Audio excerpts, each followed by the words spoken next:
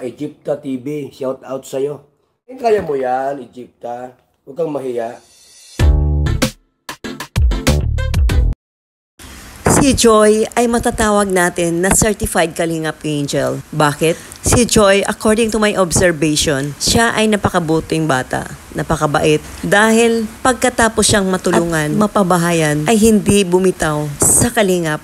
Siya ay marunong tumanaw ng isang utang na loob at marunong pa ito makisama sa buong Kalingap team. Siya lamang ang nakikitaan kong sumusuporta kay Kalingap Rob pagkatapos niyang mapabahayan.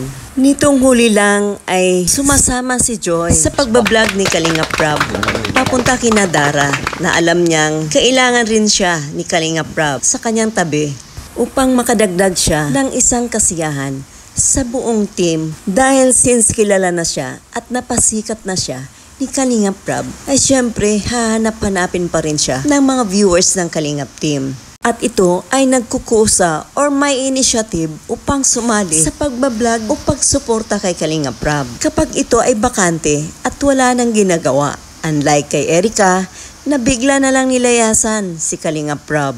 At si Rachel naman ay hindi na nagbibigay ng suporta kay Kalingap Rob pagkatapos siyang matulungan.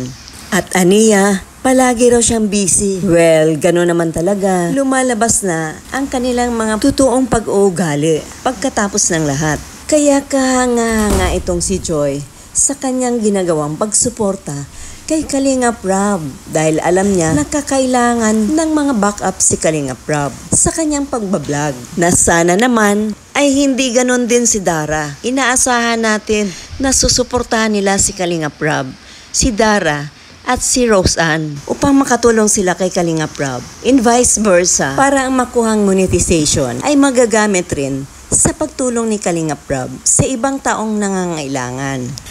Hanggang sa muli, huwag niyong kalimutang tuloy-tuloy ang pagsuporta sa Mag-amang Matubang. At syempre ang aking munting channel, Egypta TV. Maraming salamat po sa aking mga subscribers at sa aking mga followers. God bless you all!